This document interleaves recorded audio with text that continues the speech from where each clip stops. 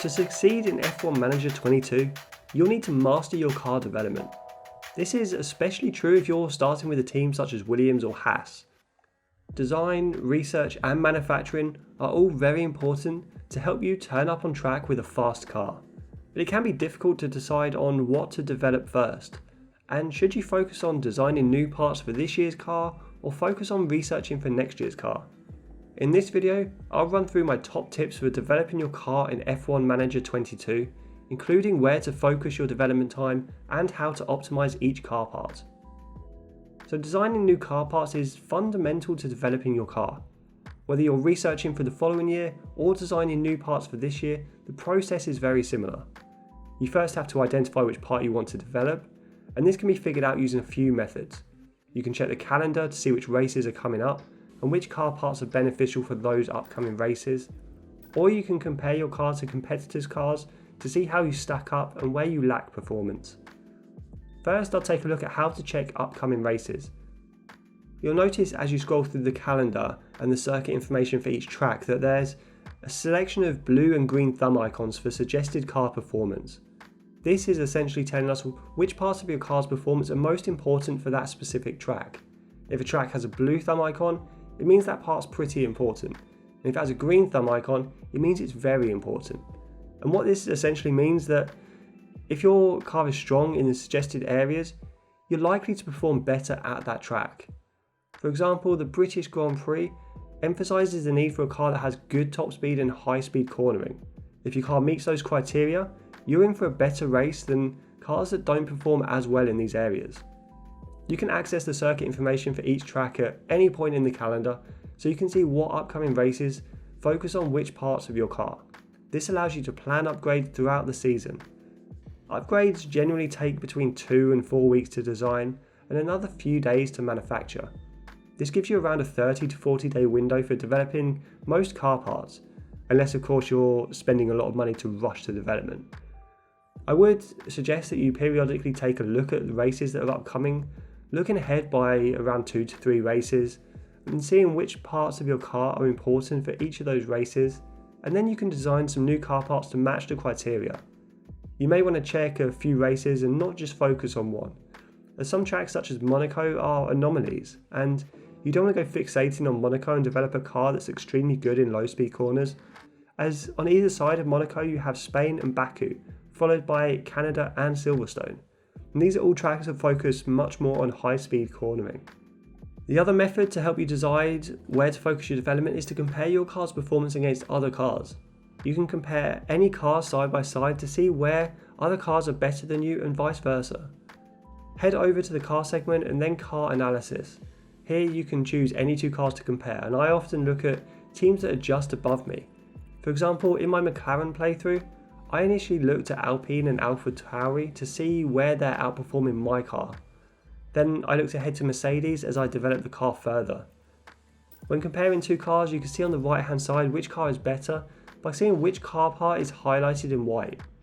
Using a combination of this method, along with keeping an eye on upcoming tracks, is a pretty surefire way to start to outperform cars around you. When you have decided which car parts to design, the next stage is allocating research time, along with fine-tuning your design towards the areas that you wish to focus on. The first decision you'll have to make is to choose how much testing time you wish to assign to the design. The more time you assign, the better the part will be. However, you are limited to a set number of testing hours each period, and a testing period normally lasts 56 days, so just under 2 months. That means that every period your testing hours will be reset, allowing you to design and research new parts once again. I would normally stray away from spending all of my testing time on a single part. While this will improve that single part a lot, it will also slow down the development of the rest of the car. Instead, I'd recommend designing 2 or even 3 parts every testing period. So when it comes to allocating testing time, I simply divide the total hour allocation by either 2 or 3 to come up with a number that I'll assign to each car part. Next up, you can tailor your design using the design focus. This part of designing a new car part gives you extra control over exactly the areas you wish to focus your development on. Deciding where to allocate the focus comes back to the previous step and the research when looking at upcoming tracks and competitors' cars. In that step, you should have noted down which parts of your car need development the most. For example, I'm going to focus more on medium speed cornering and airflow sensitivity. This will reduce the effectiveness of brake cooling, but improve our dirty air cornering and our overall cornering. Once you've tinkered with the design focus, you can assign engineers. You have a limited number of engineers who you can assign to any project. More engineers will reduce the time it takes to design the part, but much like our testing hours, I normally divide our total allocation of engineers by the number of parts I'm developing during the current testing period. Finally, you can choose your approach. A normal approach is the standard option, while rushing will speed up the design time at the expense of increased cost. When it comes to choosing whether to research parts for next year's car versus designing parts for this year's car, you have to consider a few elements. Where are you currently in the championship? Are you in a tight battle with other teams, or are you languishing at the rear of the grid? Or are you even running away with the title? All of these can help you decide whether to focus on gaining expertise for the following season or developing this year's car. If you're at the bottom of the grid consistently, or running away with the Constructors' Championship, I'd recommend focusing on researching. If you're doing neither of these things, you should split your focus between design and research. Research looks very similar to designing new parts, however it's actually pretty different. Researching areas of your car for the following season will grant you research benefits. This is a bonus that's added to your car parts expertise for specific areas of the car. This is especially handy to help you combat new technical regulations. These new technical rules come into play during the season and allow you to vote on a specific direction for the technical regulations for the following season. Once you've voted, the technical rules will only come into force the next season. Generally, these will negatively affect your car, such as reducing specific areas of your car parts expertise. What these technical rules won't do is actually affect your car's performance. They'll only affect your expertise in certain areas, making it harder to design good parts the following season. In this example here, you can see that the upcoming technical regulation change is going to negatively affect our engine cooling by around 30%. Now this won't reduce our car's engine cooling by 30% when we start the new season, but it will affect our car parts expertise in this area. If I go to the research screen, you'll see this penalty being applied if I hover over the engine cooling attribute. Come to the start of next season, our car parts expertise would reduce by 30%. So this is where researching can really help. You can then go ahead and research specific car parts that help boost your car parts expertise.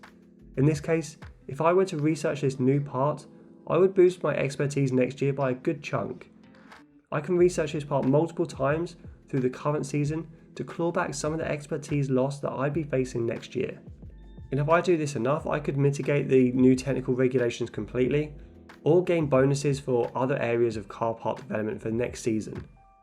Then, as next season comes around, I would then go back to developing and designing new car parts using the exact same method I mentioned earlier on. Hopefully, this research and development guide for F1 Manager 22 helps you decide on when to research and when to develop this current year's car. I've touched on how to design new car parts efficiently and how to choose which car parts to design.